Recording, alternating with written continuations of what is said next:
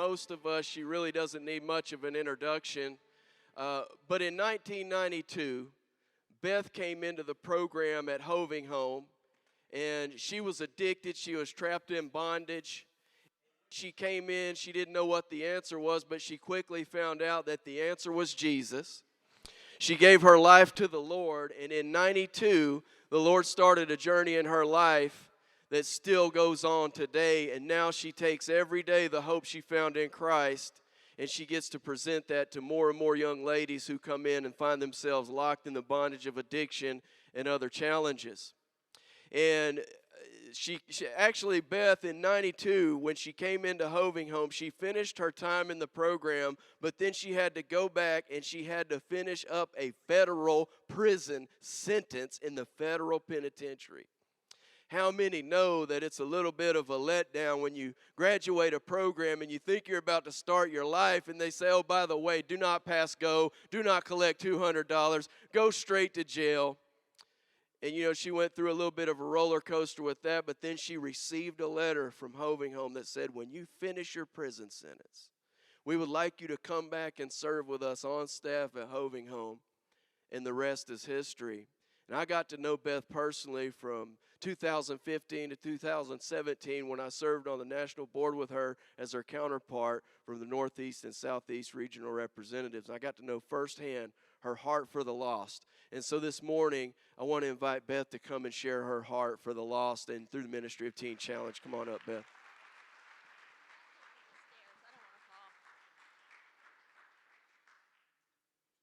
Good morning.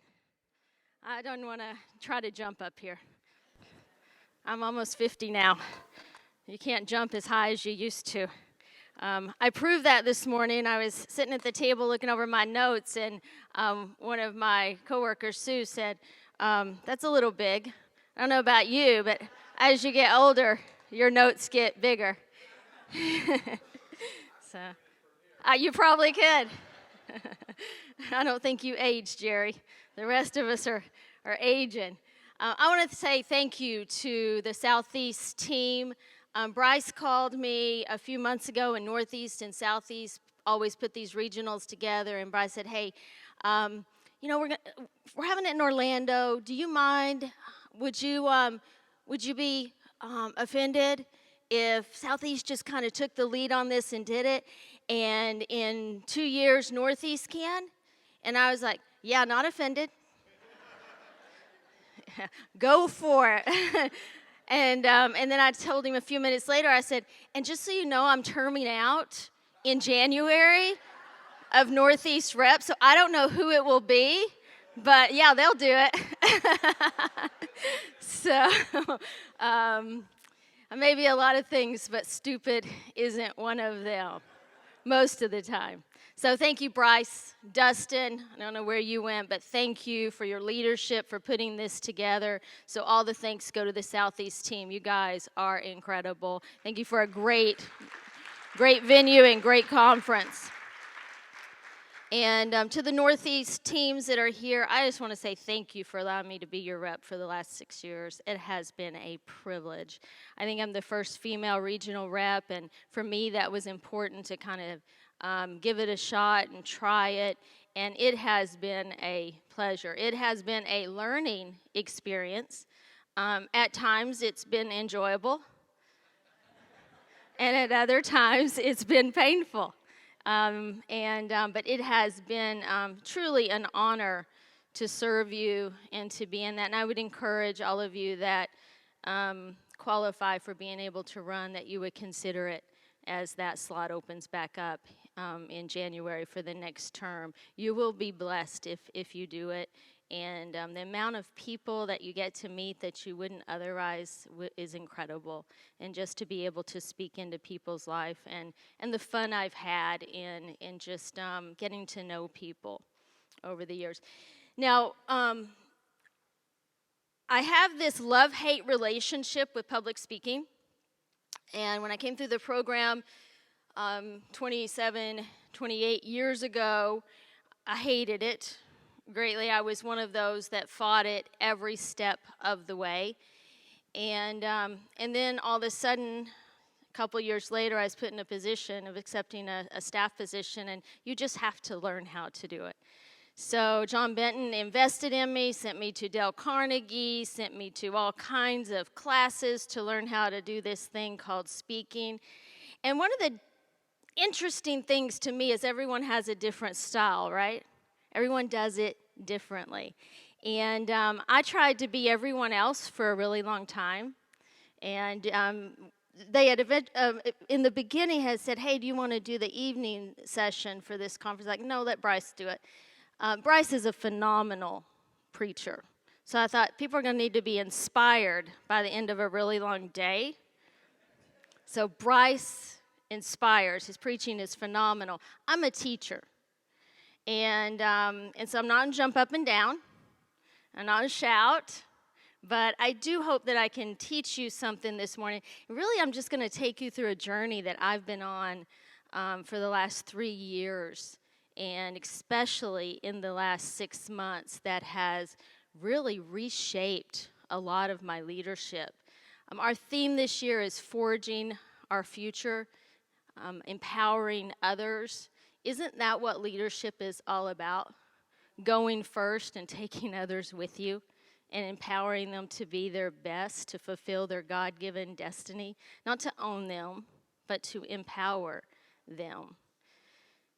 So things shifted for me about 3 years ago in my leadership when John Benton stepped into President Emeritus, and then not long after that passed away. Many of you know him. He's part of that beginning group that had been in this for a really long time. And to follow in his footsteps has not been an easy journey. And I can remember that first year and he was still with us in that first year, living with us. And that whole battle between honoring legacy but forging a new path. It was really a battle that I had to walk through with him alive and still working within our ministry. And he was like a father to me, so that battle of beginning to be able to implement some things that maybe I saw that I just wanted to change, or beginning to take us in a new direction. It was a real internal battle. And then there was some external things. I remember I started writing the appeal letters. Not fun. Still not my favorite thing to do, but I started writing them, and I got a letter back in the mail with a big note on it, and it said, I don't like your letters as much as I liked John's. And that was not the only one, I assure you. So I committed very early on that I was going to face these things head on and just call people. And if they had enough courage to write me and sign their name, I was going to have enough courage to call them. I don't read anonymous letters. If there's not a name on it, I trash them.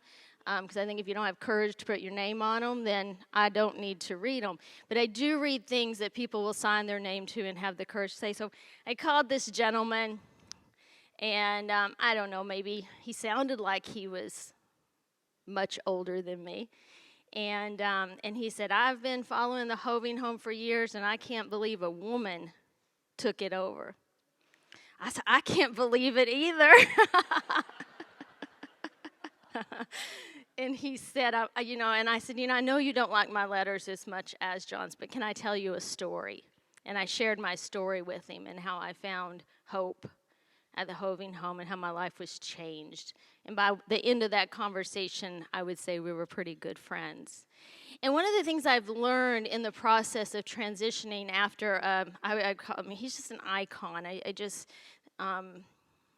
He was so smart, he was so good, he was so kind, he was an amazing fundraiser.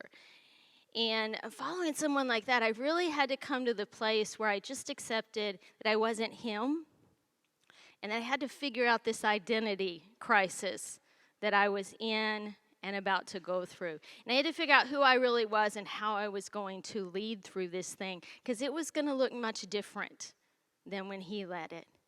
I still believe our mission is the same, but it does look a little bit different. And over the next few years, will even look more and more different. And I had to learn some things that I hadn't really done before. I mean, fundraising, big piece of it. Those of you that sit in here as CEOs and executive directors, you know most of your time goes towards that. And so I had to learn how to do some of those things. So I'm going to just share with you this morning things. So I have a board of directors like all of us do, and they're fantastic. But when I took it, I had already recruited a chairman of the board named Kelly. Now, Kelly is a genius. She was an IBM executive. She's 33, I think, years old. And I had already recruited her before John had transitioned, and we were bringing her on to help us through the transition. And she had come to me one night. We had had dinner. It's the first time I met her. And she said, I want to teach the girls to make some bags. I want to come in and sew. And I thought, okay. I don't know what you do, but when people want to volunteer and they're smart, I usually let them do what they want. So she come in, and she started sewing with our girls and teaching them. And then I was smart enough to say, hey, you should be on our board. And then maybe a year later, hey, you should be our chairperson. And she just began to push me. I've never really, I don't have a lot of women that are in that peer group with me. But she began to push me. And Kelly eventually left her IBM job, and she started a partner nonprofit with us, and she's our employment piece now with her nonprofit. And some amazing things are happening there. But one of the things that she did is she went through a program called Praxis Fellowship. And a lot of people apply, and about 12 people a year get chosen. She went through it, and it changed her life. I mean, she would sit and she would spend hours with me talking about what it was doing. And I went to a presentation that she put on and with her 12 cohorts, and it was just way here in learning. And so she came to me when she was done, and she said, I want you to apply. I said, no, thank you. She said, no, I want you to apply. I said, I'm too busy. There's just too much going on. There's a lot of commitment, this thing. I just can't do it. And so, we talked a few more times, and she said, you really need to apply, and she began to push me. And then over the course of the next few months, everywhere I went, I'd never heard of Praxis before in my life, and everywhere I went over the next few months, somebody was talking to me about this Praxis. And so finally she convinced me to apply, and I thought, okay, I'll just get her off my back, because there's not a chance I'm going to get accepted. And then I got the call. And they said, you've been accepted. I was like, man, I wanted to be able to tell her I wasn't. And it's just been an incredible experience. So I am going to share with you this morning some of the things that I am learning through that process of this fellowship. I'm not going to I'm kind of going to open the curtain on our ministry a little bit, and on my leadership in particular. Hopefully that gives you the courage to open the curtain and not have to be on all the time and not have to pretend that everything's okay. Because you know what? Sometimes it's just not. And one of my struggles was there were just some things that I felt like in our ministry, they had been done a really long time. We're 53 years. Been done a really long time. And I thought, I just don't like this. There's just something inside of me that's like, I just don't think this is the best way. And it might have been 30 years ago, but I didn't feel like it was the best way for me in leading. I'm not saying anything negative about John Benton and his leadership. He was phenomenal. It's just, as I am leading it, it's a different place. And I just began to, and I was having these feelings, and I was having these struggles. And on top of that, and many of you will relate to this, I have an incredible fear of not being adequate enough for this job. That I'm just not enough. And I fight that all the time. I loved what John Gordon said last night, that we need to start talking to ourselves and stop listening to ourselves. And that's a practice that I put into place years ago. I mean, I talk to myself. I'm a little bit crazy.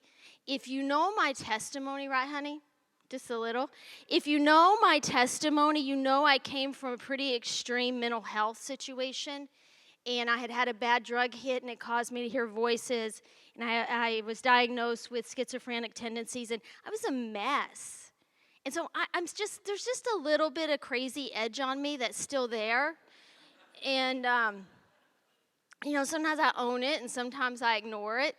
And so as I began to journey through this whole thing of self-talk and trying to talk to myself differently, I was really afraid of that piece because I really did have voices in my head for a long time. And so I really had to battle through this. And that's been a huge piece of the journey for me, is learning how to talk well to myself and learning how to speak truth to myself and learning how to identify scriptures that speak that into the depth of who I am and being confident in that identity. Because, my ministry is not this identity. And that's really hard because for a long time I've kind of been the poster child for the Hoving Home and probably will be for many years to come. And some of you are that for your ministries. You've went through the program, your life has been changed, and you give your testimony everywhere, and all of a sudden you've got all this pressure that you have to be a certain way. And we can get lost in that. We can even get really arrogant in that sometimes. And I just really am convinced that I don't want my end of life for my identity to be in this ministry, because this will end. Unless I have a heart attack and die in my office, I will exit out of this ministry. And even in that, I would be exiting out of the ministry. And so my identity has to be in something more than this, more than my job, more than the ministry, even more than the calling. It has to be in who I am in Christ. Even if all this was to go away, I am still who I am in Christ. And that's been a piece of my journey that's been critical as I've gotten into this next step. Just that constant voice I fight against of, you are not enough, you're not smart enough, you can't do this. And I start speaking truth to myself. And I start reminding myself of what God says. And so as I've walked through this Praxis Fellowship, my world has really been shaking up. And I believe that God takes us through these processes in His time, and I'm grateful that it's His time. There's not a chance I would have been ready for this a few years ago. And so I was, about a year ago, since I've taken over, our ministry has grown by about 30%. And I don't say that to brag. I say that has been with kicking and screaming. Because when we had discussed the possibility or saw a property in New Jersey, it was a World Challenge Wilkerson property, and they called and they were trying to sell it, and somebody said, "You need to do this." I said, "No, thanks." And my husband said, "Let's just go see it." And I said, "Okay." I said, "But we're not doing it. It's just too soon. I just took over. I can't do it." And we got out of the car, and my husband gets out of the car. He goes, "Yeah, God said it. We're doing this." And we're not doing it. And the realtor's standing right there. And my husband, I was like, "You never tell a realtor you're doing this. Stop." And then, as you know, we eventually did. And then recently opened a Women with Children with the help of Chelsea Stradoff. And so we've grown about 30% in the last few years. I didn't want to grow. I really liked kind of what I was doing.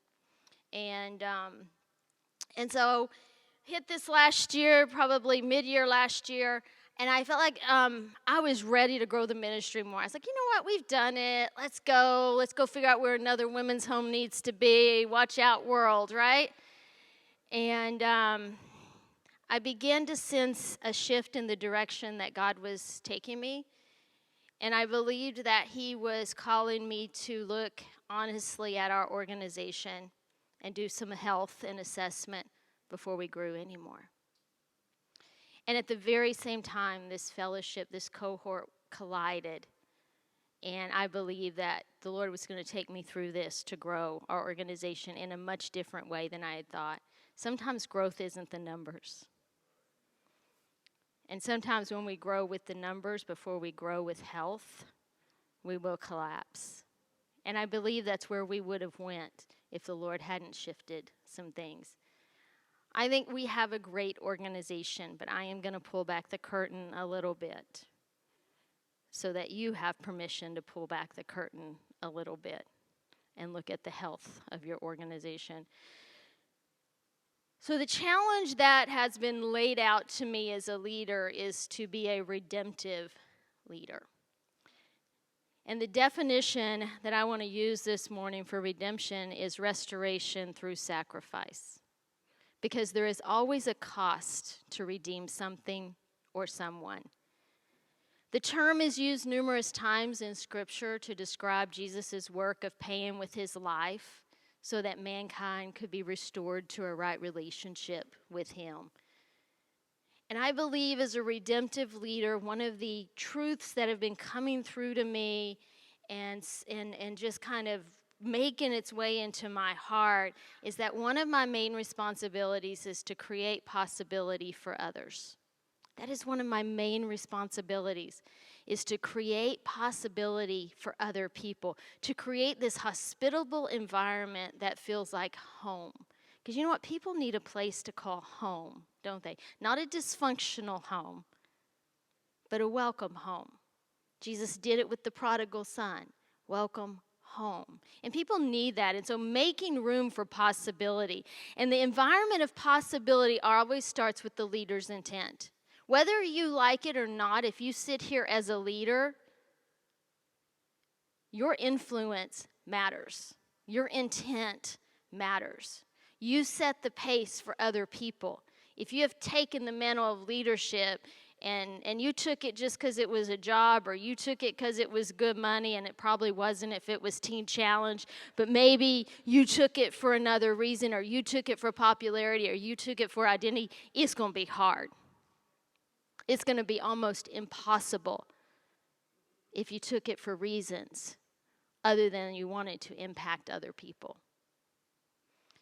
So our intent always affects the people around us. And we have to be right. And as I strive to be this redemptive leader, it really means that I'm really working to put my faith in action. That I am walking what I'm talking. That I'm living this thing out through my ministry, through my life, expressing my love for God and neighbor through the things that I do.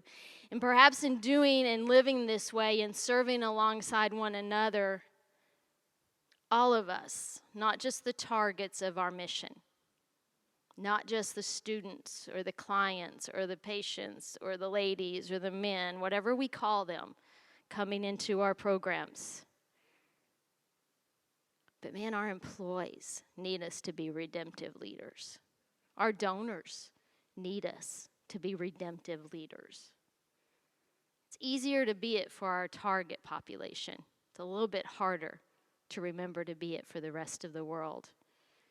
The amazing truth is that human beings are more frail and more sinful than we like to admit, but capable of more possibility and glory than we often are willing to imagine. Each of us is infinitely worthy, yet not any of us sit here perfect. So I'm going to share with you 3 categories that a leader can create. There's probably more. This is the journey that I'm on. And anything I say, I'm not saying it to condemn, and I'm not saying, I'm telling you and speaking to you this morning from my heart that is walking through this journey and trying and striving to be redemptive. So 3 levels. So exploitative is the first level. Honestly, this is really the human condition that we grapple with. The win at any cost mentality, the exploitative. It can be unintentional. It's not always consciously evil. That's what's tricky about it. It's not always conscious. It's just win at every cost. We've been being taught that since very early ages, haven't we? Win at every cost. Be a winner.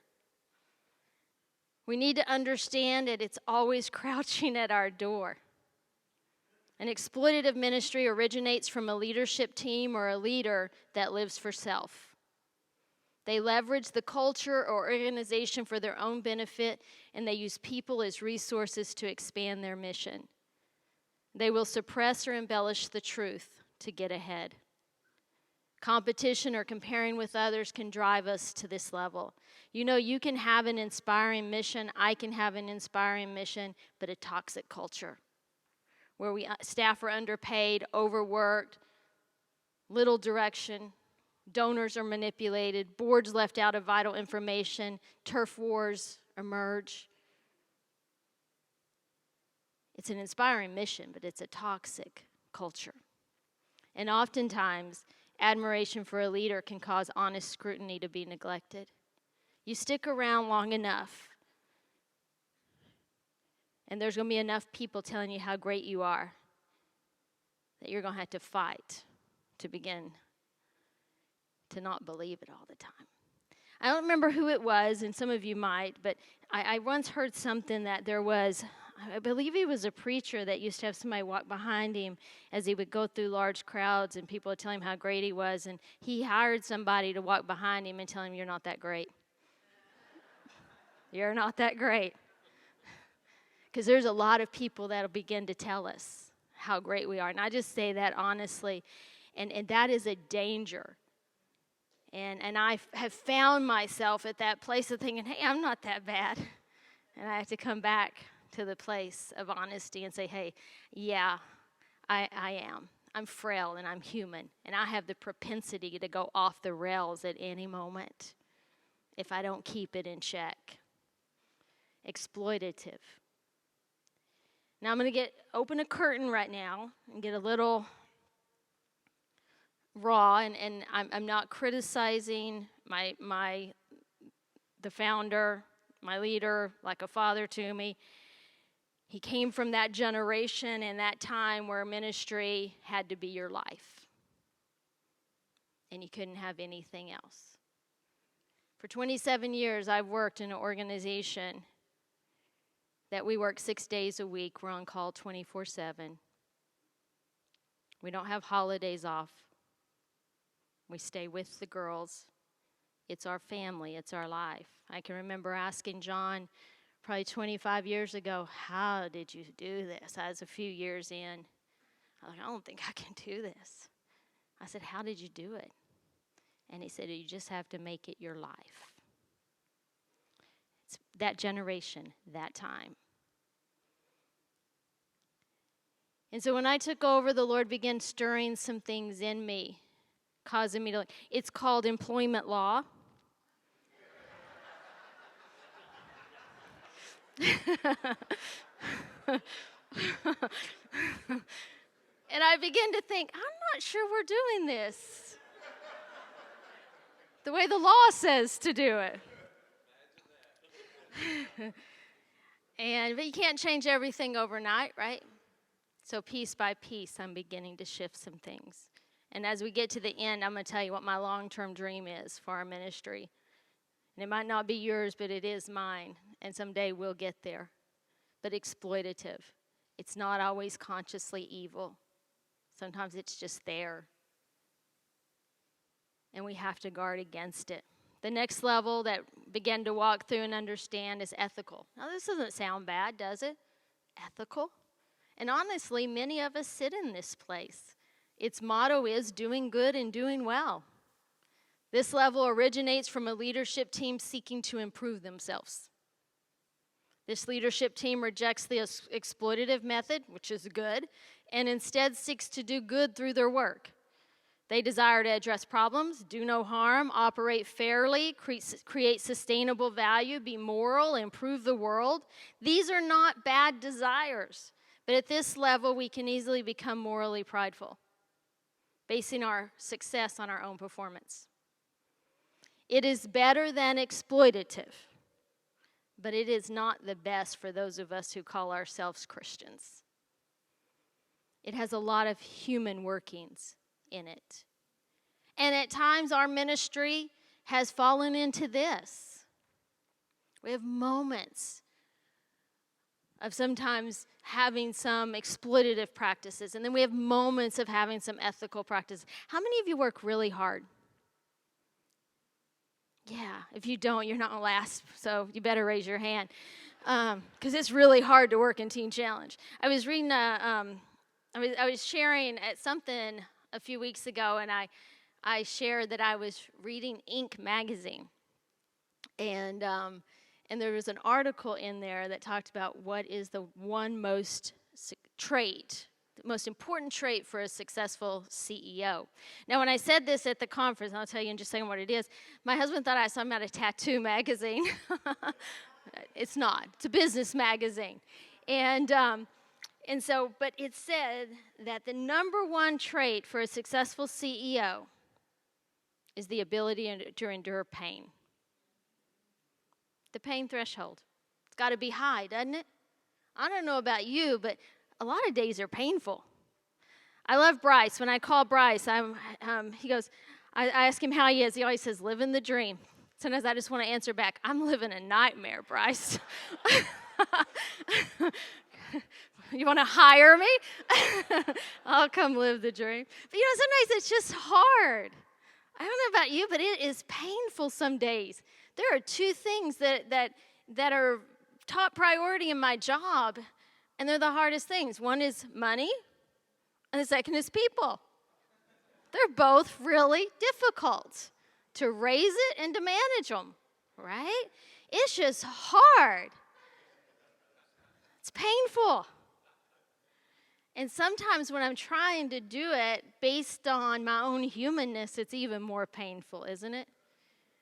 And when I'm doing it based on what I can do, I can be really prideful and arrogant. Let me just pull back the curtain on my own life. I can be really arrogant sometimes. I think I know everything. I get something stuck in my head, and I'm just stuck. Right, hon? Yeah. But I want to talk, my favorite thing about this journey that I'm on is this last level. It was language that I had never put a word to. I knew it when the word hit. I was like, that's what I want to be. But it's kind of what I dreamed of, the kind of leader that I would be someday, and that is redemptive. The level that I strive for in my leadership and in our ministry is that we're redemptive, that I am a redemptive leader leading a redemptive ministry.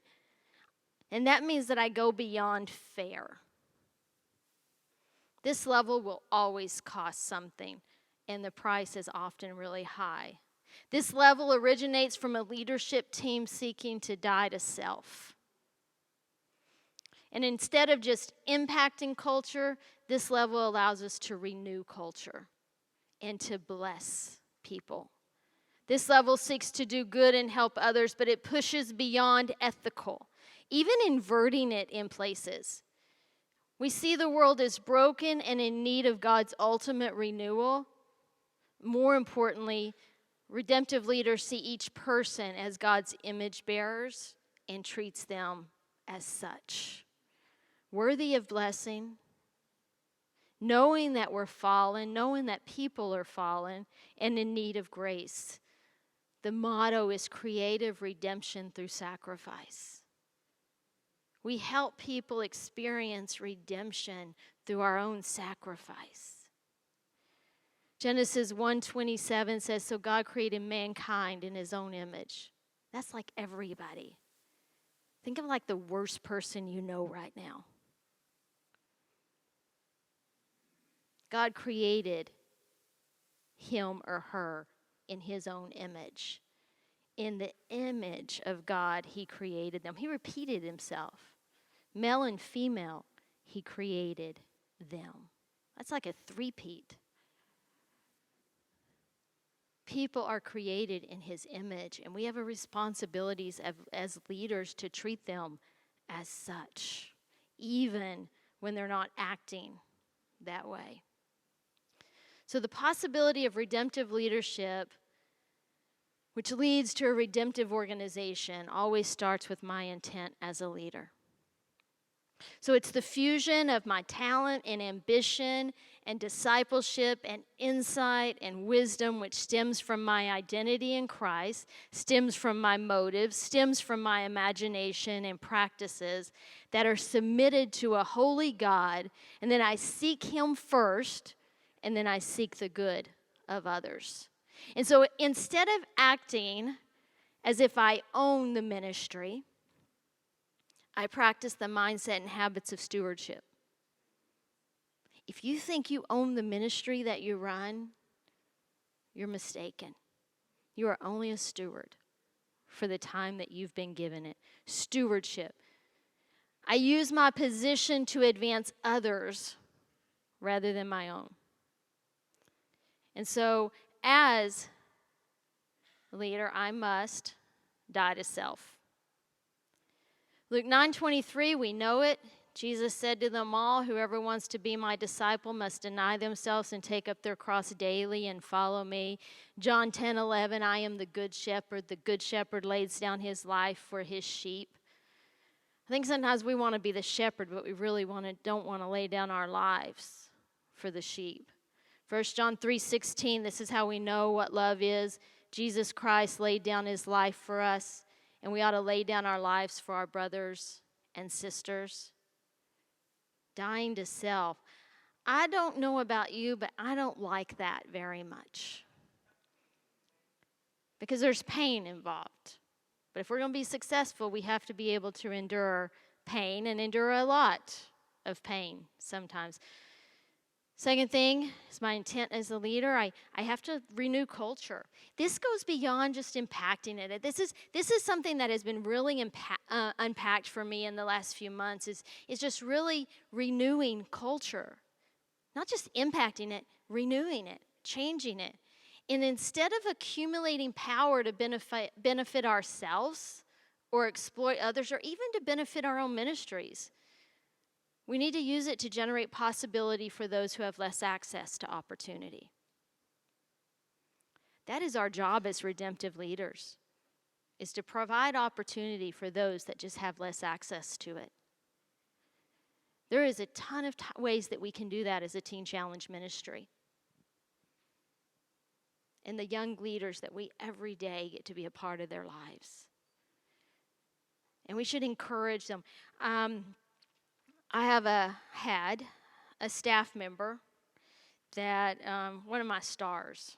I mean, you get those people sometimes, you know it, Jerry, don't you? They're just stars. And you just love them, and you invest so much energy and time and heart into them, and they just become incredible. And then they come to you about a year ago and say, hey, I'm going to start looking for another job. She goes, I love the ministry. She said, but I feel a sense to do something else. And so she began to look, and of course I began to pray with her. And what freedom there is when your staff can come to you and say, hey, I'm going to look for another job, and then you get to help them. Don't hold on too tightly. You don't want people at your job that God told to go somewhere else. Help them go somewhere else, right? And so we go through this journey. So we're a few months into it, and she applied at a job, and she didn't get it. And she called, I didn't get it. I was like, oh, so sad. And then I was sitting in a Teen Challenge board meeting, and they mentioned a position that was opening at USA that could have been written for her. And I told Wendy, I said, I don't want to, but I'll take it. I'll show it to her. Send it over to me. And I forwarded it, and so, of course, Erica went and interviewed, and we'll start there next week, I think, at Teen Challenge USA. And I know. I try not to be bitter, Gary. But it's the best thing for Erica. Was it the best thing for our organization? No, and no. But it was the best thing for her. And so I forwarded the job description. I was like, Erica, I do this with a lot of sadness, but I think this is really a good fit for you. And I think it's where your heart is and where you want to head to write curriculum. It's what she wanted to do. And I got to be a part of that. I don't know about you, but I see a lot of people leave our ministry not in a great way. My dream is to never see another nervous breakdown for working for me. Sometimes they do have nervous breakdowns. My dream is that we wouldn't see that anymore as I begin to change some things. But it was such an honor to be involved in helping her move on, to have an opportunity that she might not have even heard about, and to facilitate that. There's great joy in helping people be successful, even though it might limit your own success. Don't hold too tightly. I really have determined that I'm not just going to be a moral police, but I will contribute in a way that changes culture. There was an article or something that came out last week, and it was great celebration. And it's the federal government no longer has to provide funds for abortions. I don't know if you saw the press conference or the article that came out. So basically, the defunding of possibly Planned Parenthood, which as Christians, we're thrilled about, right? Okay, we are. Well, here's our challenge as Christians. We can be thrilled about that and be moral police, because we all know it's wrong, and it's against God's law. We know that. We get that. But can I tell you, let's look a little bit further and be a part of renewing culture. Do you know the crisis that's going to cause in this society with people having children they don't want? Our foster care system is already completely maxed out because of the opioid crisis and because of the immigration crisis. Maxed out. And so, yes, we celebrate that the Lord is working in that arena. But we've got an opportunity as Christians to renew culture in this space by helping. So that means some of you need to get some women and children programs opened. Or we need to grow, Chelsea. Because there's a need. So we can't just be moral police in this fight. We have to do something to change the culture and renew the culture around us. And then the third thing there is that, man, I got to learn how to bless people. It's got to be a part of my daily practice. It's got to be a part of what I do every day. I have to be honest with you. I, like John Gordon, am a little bit on the critical side. I have to fight to be positive. I'm not somebody that gives a lot of affirmation, and I'm not somebody that needs a lot of affirmation. John Benton, about once a year, would pat me on the back and say, hey, you're doing a great job. I'd be like, yeah, good, okay.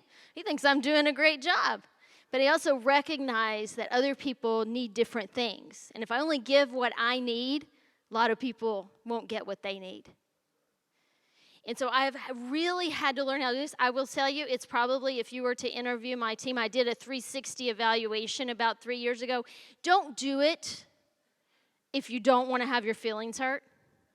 I sent out about 120 surveys to peers, people I'd fired, people that liked me, people that didn't, my parents, everybody. And I sent them this 360 evaluation, and I said, just evaluate me. It's anonymous. I'll get all the results. This will be great. And then I got all the results back, and the number one criticism is that I don't give enough affirmation, that people don't know if I'm pleased with their work. I'm kind of the vein, if I don't tell you you're doing a bad job, then you should just be okay with, I think you're doing a good job. But I have learned, and I am learning, and I communicate it all the time to my team. I say, hey, if you need me to tell you that you're doing a good job, just come up to me and say, how am I doing? Tell me, look at me and say, I need you to tell me something good today. I start some of my meetings now with tell me something good. I'm changing some of my daily practices. But I am convinced one day that I will be generous with my words because I'm practicing. And I will speak words of life. He said last night, I will shout praise and whisper criticism. John Benton put it in our values. I'll praise in public and criticize in private. Proverbs 11:25 says, the generous man will be prosperous, and he who waters himself will be watered. He who waters will himself be watered. Bless those who curse you. People that we like and people that we don't. They have been created in God's image. Each person is a valuable person worthy of respect. And we have to bless people to be redemptive. I also want to spend just a moment and talk about redemptive leadership in the area of funding, as we spend a lot of time there. The relationship with our donors should start as an invitation to join our ministry's mission. We don't pursue money. We engage in relationships. We provide donors with accurate and honest information. I've been in Teen Challenge long enough to know that there could be a little embellishment on occasion. We not only share our successes, but we share our challenges. We share our shifts in directions. We ask questions. We engage our donors as people with needs and interests that we can serve, not only as resources that can serve us. We listen to their passions and aspirations, inviting them into our work if appropriate. But if we discover their passions lie somewhere else, we then introduce them to organizations whose missions align with their passion. We invite them to celebrate with us in the work being done. One of the most painful things that I do is when I recognize a prospect that could change a lot of things for our ministry, that's not where their passion lies. And then I connect them to where their passion lies. It's painful, but it's our job as redemptive leaders to connect people with their passions, not just our students, not just our employees, but our donors. Our job is to help people fulfill their God-given destiny as Christian leaders. And that's in every arena, not just the ones that benefit us, but the ones might actually leave us out of the equation, because we create opportunities for others as redemptive leaders. So as I've been walking through this process and this study, I've come to recognize that I have lacked as a redemptive leader in many ways.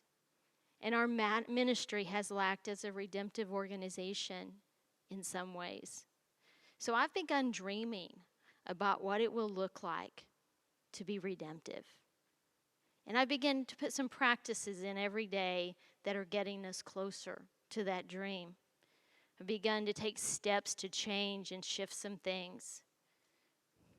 I dream of the day where none of my employees, including myself, work more than 40 hours a week. That we keep a sacred pace. That we actually enjoy a Sabbath every once in a while. That we have rest and we relax, but yet we're still effective. We're still empowering people and we're still seeing lives changed. I dream of a day when people aren't burning out and having nervous breakdowns and having to choose between ministry and family on more than one occasion in a week. I dream of a day when I've got funding to do that because I've got donors that I love and they love me. And we have a relationship when we're building this thing together. I dream of a day when my board is supportive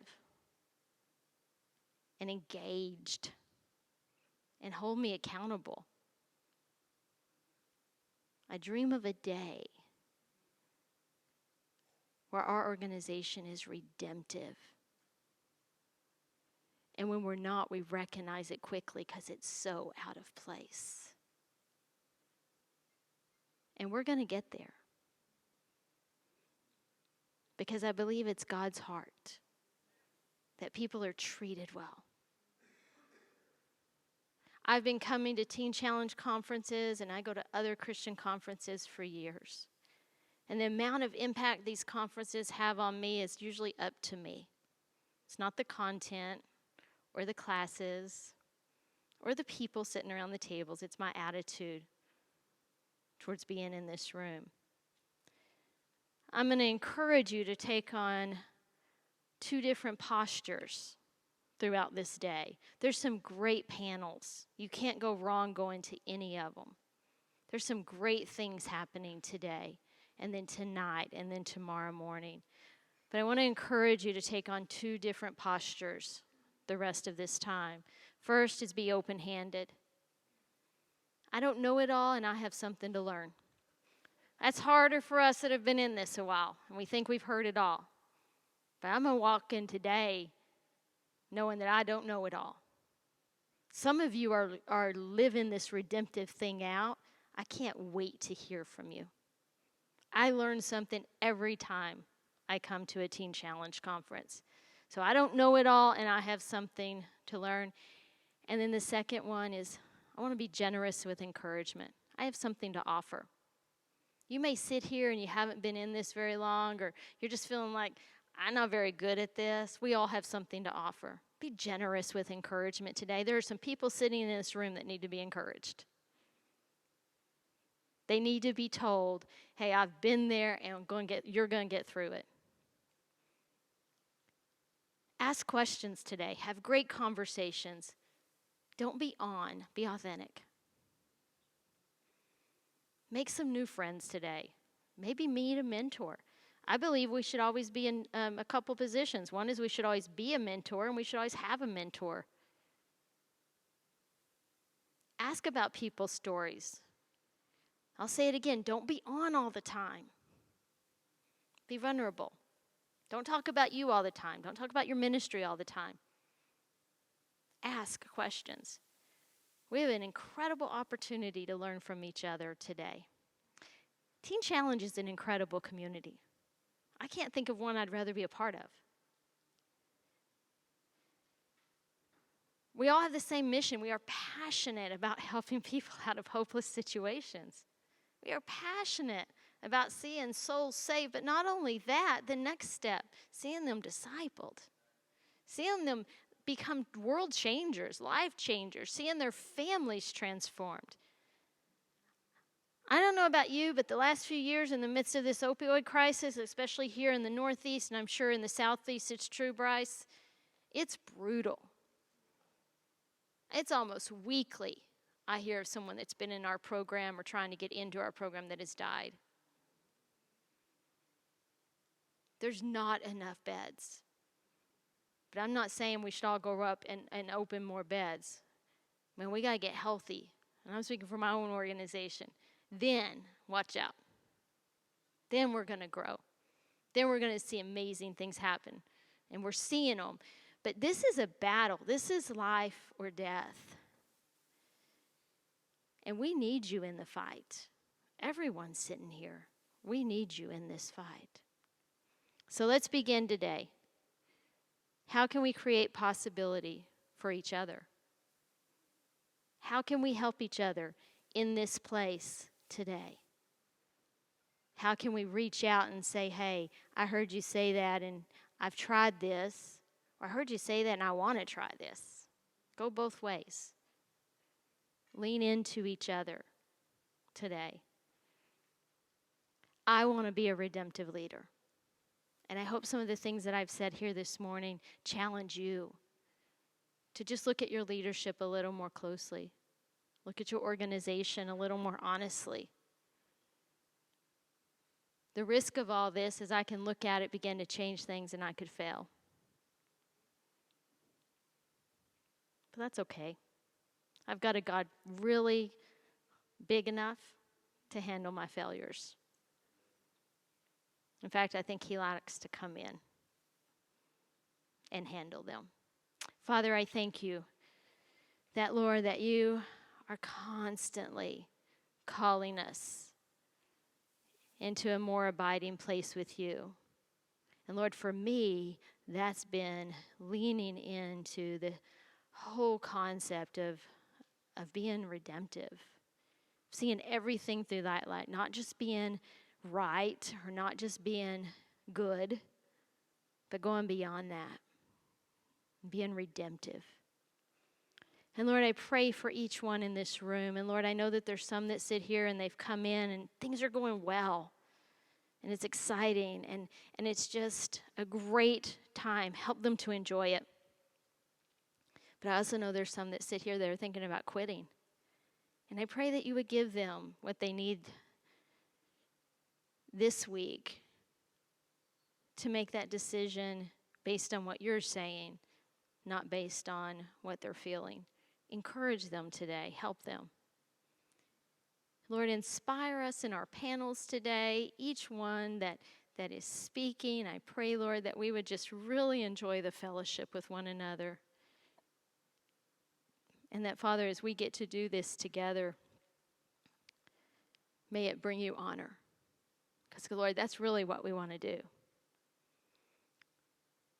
Is to bring you honor, to bring you glory.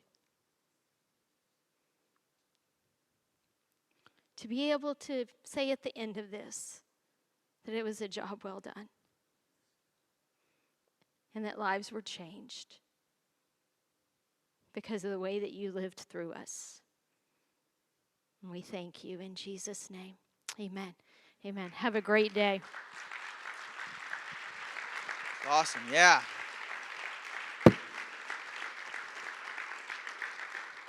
Man, what a challenging word, right? Woo! Anybody else feel a little nudge here or there?